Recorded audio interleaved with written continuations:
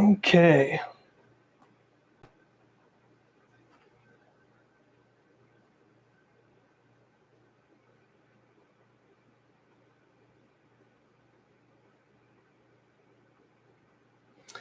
Okay, I think that I'm live. Yes, indeed I am. Fantastic. All right, let's get this thing going. I'm Chronix from the most extreme wrestling, and this is your AEW Dynamite review for December 16th, 2020. Christmas is coming up in just a week. My goodness, 2020, man, it is might be spiraling down the drain over here. And tonight we have JR, Tony Schiavone, and Excalibur here on commentary. Back in Jacksonville once again. And I hope you like tag team matches because, my man, we are going to have so very many of them here tonight. Now, Kenny Omega, he's been making a lot of waves here in the wrestling world. Been bringing some great ratings to AEW. He's not the only one, but he certainly is their champion and has been on Impact Wrestling, brought 30% more viewers to that show, and brought AEW some of the best ratings, they've seen. Hey, Super Serpents, I see you here in the chat. Man, I'm doing fantastic. I'm about to get this thing started. And Kenny Omega, he's been making waves, but tonight he's going to face Joey Janela. So I would assume he would be going in there, kind of an easy night for him. But as we'll see, maybe not the case. Maybe not exactly that easy. We got Sting later on, and of course, all of those tag matches. So let's start off with some of those tag matches, if you will. Got Hangman Page and his reluctant tag team partners of Alex Reynolds and John Silver. Those are some of the Dark Order dudes. They got their little cowboy hats on. Not Hangman Page, but the Dark Order guys, because they like to goof around, and that's kind of their thing that they do. Taking on Matt Hardy along with his proteges, the guys that he's helping train. Private Party, they really love Matt Hardy, and Matt Hardy, well, it looks like he's back to regular action. He's here in a tag match, which I think is fine at this stage is in his career. And at this stage in his career, Matt Hardy is he's wearing a t-shirt while he wrestles, so I don't know exactly what that means. I don't know if he put on some of those pounds, because I think perhaps we all have, because look, I'll be working from home pretty much all the time, and I'll be looking at those snacks and I'll be thinking, ain't nobody about to see me right now, so I understand. And he's wearing a shirt that says, the truth is the truth. And so I don't know. Is that the gimmick that he's doing? Did I miss something? Not exactly sure. In this match, going to see a whole lot of movement, a whole lot of bodies going around, a whole lot of tag team cooperation going on. Matt Hardy gets a kind of twist of fate. It was kind of a little janky there on the outside. He hits that thing. And Matt Hardy, after his tag partners do all the work, essentially, Matt Hardy tags himself in and gets the pinfall. And Private Party looking a little bit confused. They're like, well, we like Matt Hardy. Matt Hardy is our guy. We enjoy him. We're fans of him. But we did all the work, and he's taking the victory. So they looked a little bit confused. I don't think that they're really necessarily teasing that they're not going to be together anymore, but a little bit of selfishness from old Matt Hardy. So what that's about, it looks like we might have to wait a few weeks, but I think it's going to take a little more than that to break the fandom of Private Party here. Next up, we have the Inner Circle as they are being interviewed. Alex Marvez, their interview extraordinaire here, and he has the mic directly on MJF. And you can see Chris Jericho with his shirt off and his sunglasses looking a little bit miffed, a little thinking like, hey, I'm the leader here. I'm the most important person here. Why are they interviewing MJF? Well, MJF last week, he retained his Dynamite diamond ring, and Jericho tries to take the microphone, but no, MJF takes the spotlight. So I really believe that MJF is going to end up taking lead of this group. If I was in the Inner Circle, I would be wondering why MJF is just the natural better leader and the better superstar to follow. Perhaps Chris Jericho's time, maybe it has passed. I think it would be a fantastic idea to kick Chris Jericho out, let him regain himself, and make one of his grandiose returns that he does. But it might be a while before that happens. And yes, my man here in chat, the blue is looking fantastic. It's looking great. It's making me feel all kinds of like cool vibes, like Christmassy. It's not really a Christmas color, but like snow.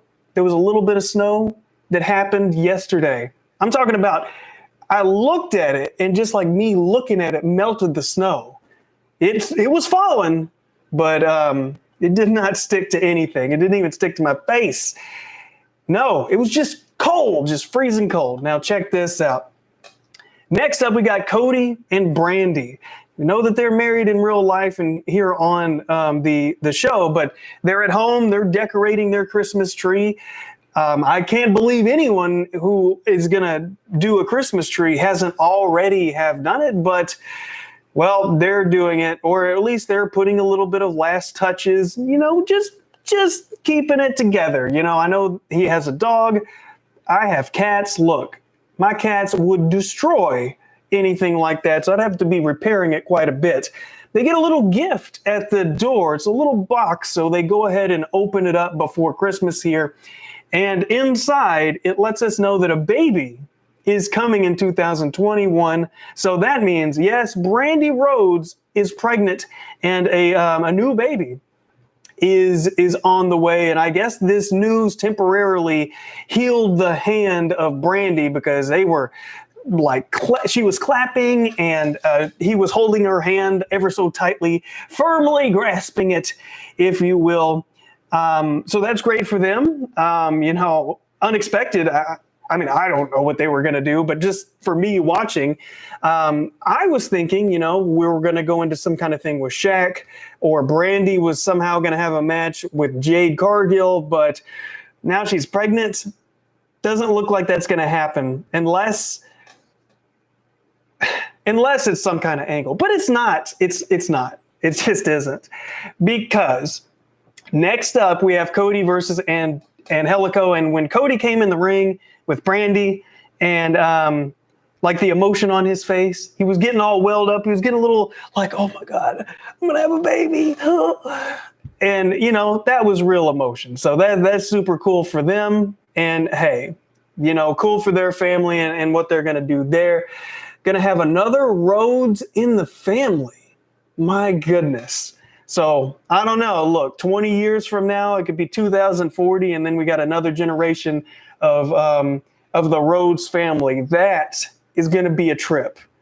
But yes, since it's Cody Rhodes, we get some grappling here, and that's one thing that I really love about Cody: his style and his sensibilities as far as putting on wrestling matches. Jack Evans tries to interfere here, but Arn Anderson, this man is an enforcer. It's not just on paper. This man really is an enforcer. He stops that. Cody takes off his belt. Cody escapes a submission by using his teeth. I didn't think it was sanitary, to be honest, but, hand sanitizer. You just got to put it on the ropes. I'm sure it was fine.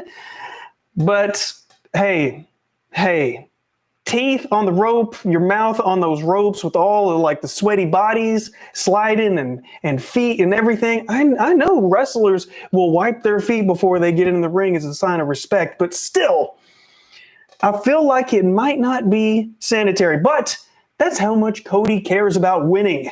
He did not want to lose this match. Oh no. So he used his mouth to grab the ropes here.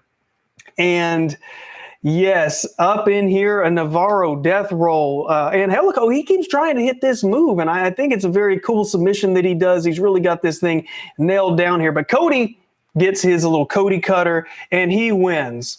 Good match right here. Team Taz comes down. Hook, which is Taz's son, is there with them.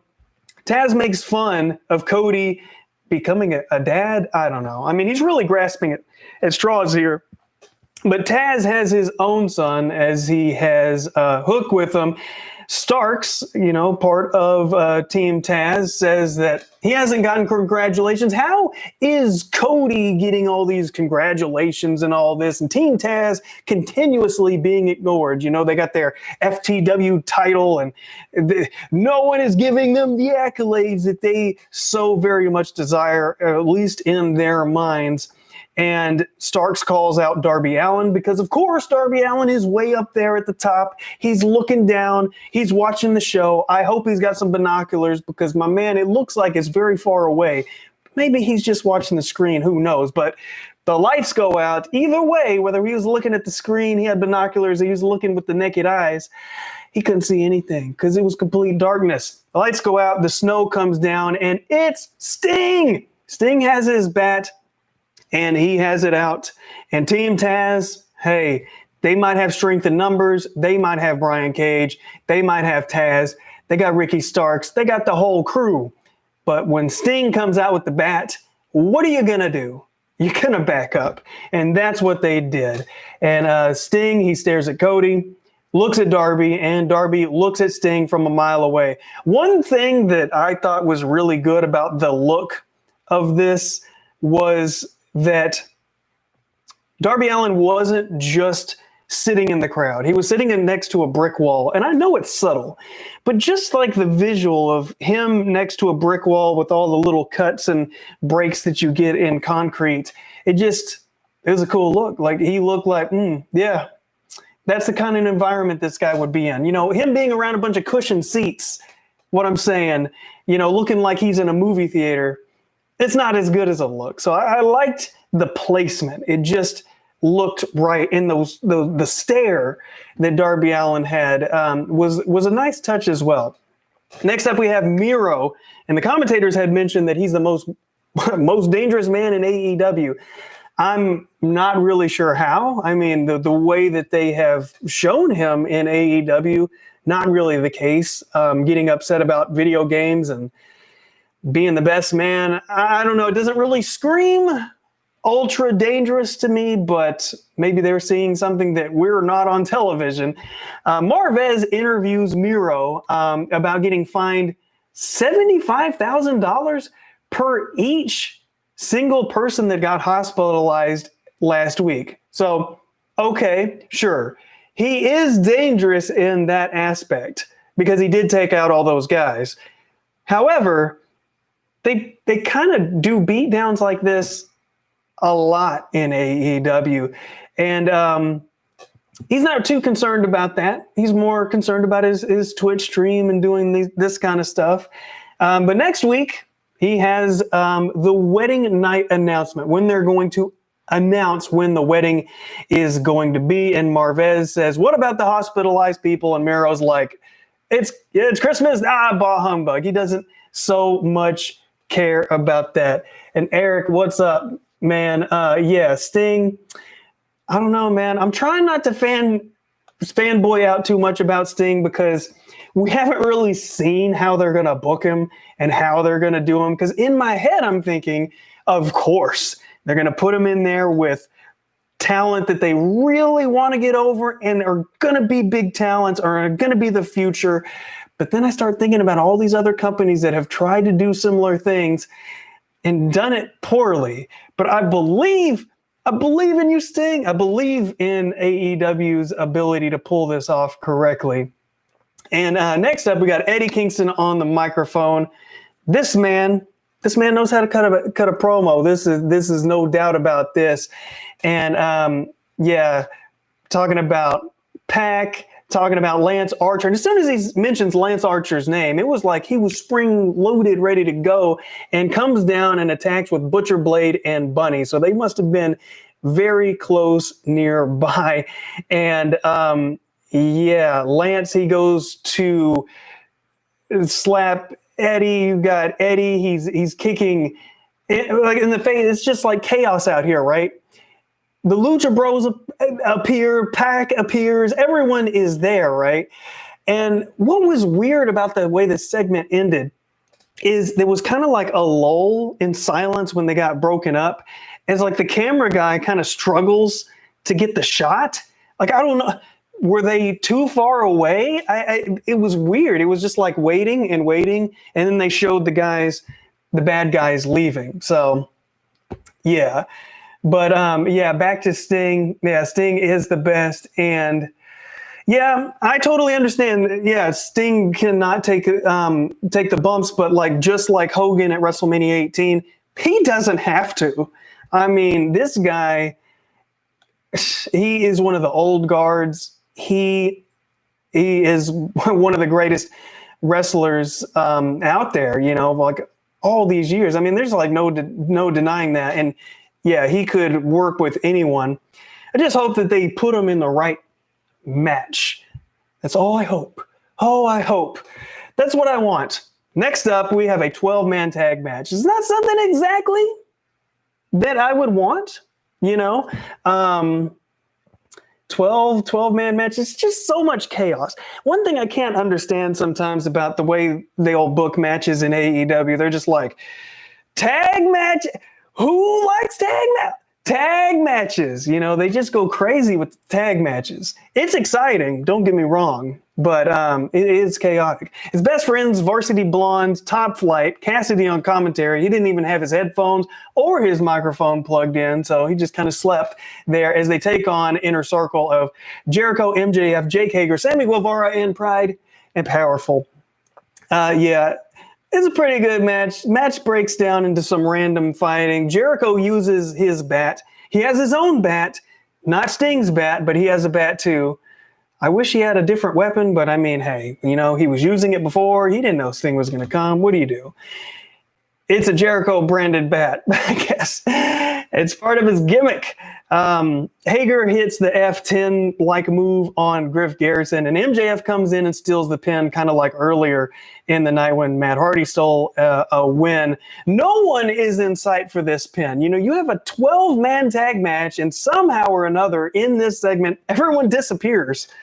And, you know, for the pinfall. So, hey, I guess they were just off camera. I don't know. They were gone. But, yeah, Top Flight, they get to stand tall after the match, and the heels, they awkwardly leave. And it was kind of silent until the Inner Circle poses and everyone cheers. The sound is weird at AEW. Some weeks, the crowd sounds extremely hot, and sometimes there's like lulls and there's silent pauses. And, I don't know what's going on there. Does that have to do with stuff that's pre-recorded versus not pre-recorded? Are they playing with different styles? Because I've heard crowds sound way too loud and completely dead silent with essentially the same amount of people. So it's kind of strange. Either way, small complaint. Alex Marvez, he's interviewing a fiery Thunder Rosa. And man, let me tell you, Thunder Rosa is awesome. She is just awesome. She's great in the ring, and her promos and like her personality, like I see her on Facebook and on social media, she's just cool. You know, she seems like a likable person. Like I'm totally down with her. She's talking crap about Britt, and Rebel appears, and Britt Baker attacks Thunder Rosa from behind. They pour water on her face and she's down on the ground. They're beating her up. They're double teaming her. They smear her face paint. I mean, completely disrespecting this woman. Look, Thunder Rosa was fiery before the promo, or before they showed up, right? I can't imagine how she's going to feel when she finally gets her hands on Britt Baker. So that is a match that they are going to, that's going to be good. I cannot wait for that. That's going to be awesome. I don't know when it's going to happen. It's going to be sooner than later. Am I right?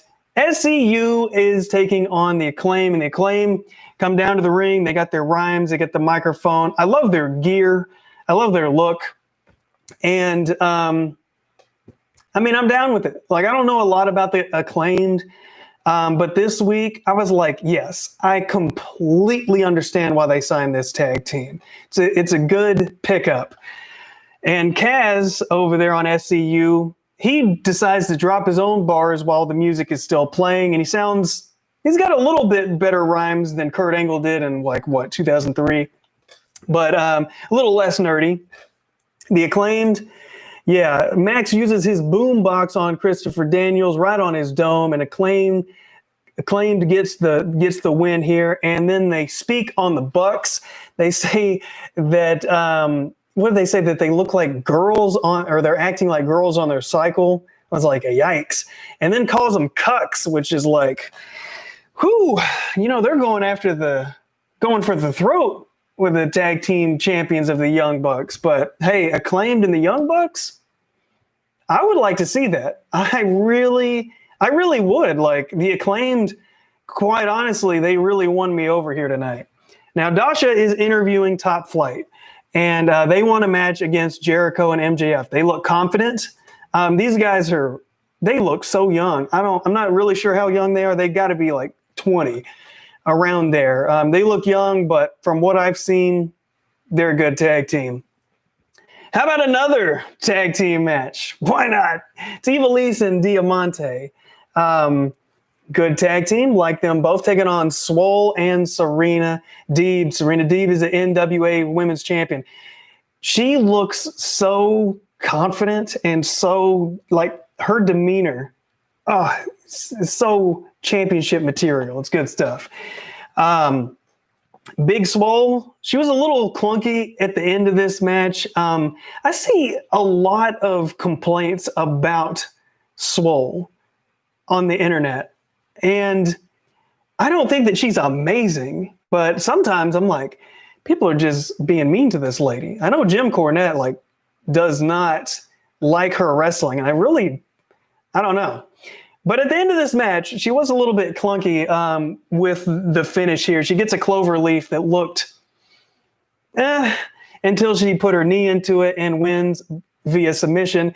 Vicky and Nyla Rose come down, attack Serena Deeb, and Red Velvet, with a chair that was like twice the size of her entire body, comes down and saves the day. And I'm serious. Like, she looked like she was having a hard time holding the chair. Like, it was comically too large. And I know it was a regular chair. This lady just must be skinny. But it made me laugh. I'm not going to lie. It really did. Now, the Best Friends, they're backstage with Cassidy, and next week, they know that the wedding, we're going to find out when that's going to be, and they are going to be there. They're very interested in this. They got the ongoing thing with Miro. So, of course, to get a little Jungle Express video package, which literally during this night, I was thinking, where is Jungle Express? And where is my super suit? Now, I don't know where they've been. And they're going to have a match next week with Dark Order guys 5 and 10. I really like 5, and 10 seems impressive. So, hey, that's going to be a it's going to be an interesting night. Dax and Cash of FTR, they're mad about not being highlighted. They're so mad that they just start yelling into the commentator mic. And I mean, I guess I could yell into my microphone, but I feel like that'd be extremely unpleasant. Probably about as unpleasant as it was to listen to. I'm like, okay, I get that you're upset. I get that you're mad. But if you cut a promo that you can't later take the audio clips and put them into a video package, then I think that you failed. That's just me personally thinking about like how you're going to structure your storyline and like how you're going to tell that story. Because are you going to show the clips of some guy like muffledly screaming into a commentator mic? I don't know. It seemed a little strange. I hate to be conspiratorial, but sometimes I wonder if they really have FTR's best, has their best interest at heart sometimes. Either way, it's time for the main event. It is a no disqualification match for the AEW Championship. Joey Janela, how did he get it? Are we going by the ranking system? I doubt it. Why did he get a match? I don't really know. Logically, I understand. you got to beat somebody, and Joey Janela is not necessarily somebody that a loss is going to hurt him. Let's put it like that. He comes to the ring with the trash can and with his tag partner, Sonny Kiss, taking on Kenny Omega. And Kenny Omega's got Don Callis, which is so good on the microphone. He just, I've been missing out on Don Callis. And Kenny Omega is the AEW champion. He has 4, I believe, broom ladies. They're sweeping. They're sweeping the ramp, and Kenny Omega comes out with his entrance and everything. And yes, let me tell you, Kenny Omega is somebody that I've always thought was a good wrestler, but I didn't really get. You know what I mean?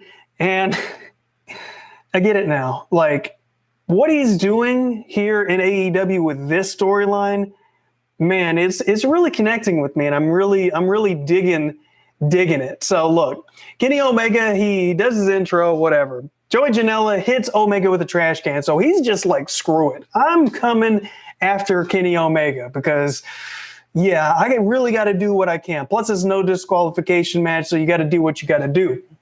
Don Callis tries to kick Tony Schiavone off of commentary, but luckily for us, that doesn't happen. He stands his ground, but Don Callis has a microphone, which I'm cool with as well. Omega is destroying Janela. Smashing this man's face into a chair, brings out cookie sheets. Don Callis is talking about how dirty the sheets are, even though they look fairly clean to me, but I guess they were dirty after they smashed him across Joey Janela's head. And yeah, Omega even gets on the microphone, starts calling his own match, does almost an interview type thing, getting interviewed. Don Callis is over there asking him questions or whatever. And that was just funny. I'm sorry. It was just hilarious. And Omega was looking solid. Janela, He's up, man. He's about to get that one-winged angel put down on him, but he's able to counter out of that. Sonny sets up a table on the outside. Omega is put on the table, and Joey Janela drops a leg through that table and through Omega's body. My goodness. In the center of the ring, one-winged angel, and right there, Kenny Omega, of course, nobody's going to kick out of this move. Kenny Omega retains his AEW championship right here. Title held high. Don Callis gets a little promo. And yes. Then I thought the night was going to end. I thought it was over. I was about to turn it off. But then here comes Pac. He's got the Lucha Bros. And Pac is we got unfinished business with Kenny Omega. Says Pac and the boys here to address the injustice. Phoenix, he never lost that title tournament. So Kenny's not the rightful champion. And I'm like, but he is. I'm sorry. If you can't make your match, then you're just out of the tournament. I'm sorry, my man, but that's just how it works. But if this is a way for him and Kenny Omega to have a match, I'm not going to complain because that'd be a good match as well. And yeah, it was Teddy Long was running this show, holler, holler. This dude, there was so many tag matches. Yeah, and Eric over here in chat, I'm going to address this now that we're done with the night. Yeah, Thunder Rosa, she is a fan. You're a fan of hers. And yeah, it's, I was watching NWA for a while. And, I just got busy where I couldn't keep up with it. But she was one of the ones that I would see and be like, oh, interesting. But I didn't get to see all of her build and all that. So I'm hoping that NWA comes back. I'm hoping they come back so they can have more shows, but I'm going to miss Thunder Rosa. They can't take Thunder Rosa and Serena Deeb away. I'm going to be so sad. And AEW does have bad luck with the chairs because they'll be destroying them. People be using them. My goodness. It's, I don't know how many chairs a wrestling company normally goes through, but they seem to do a lot. Yeah. Oh, man, it's insane. But yeah, that was AEW Dynamite. And thank you guys so much for watching. Please be safe as the Christmas holidays. The holiday season is upon us. And I will catch you guys next time.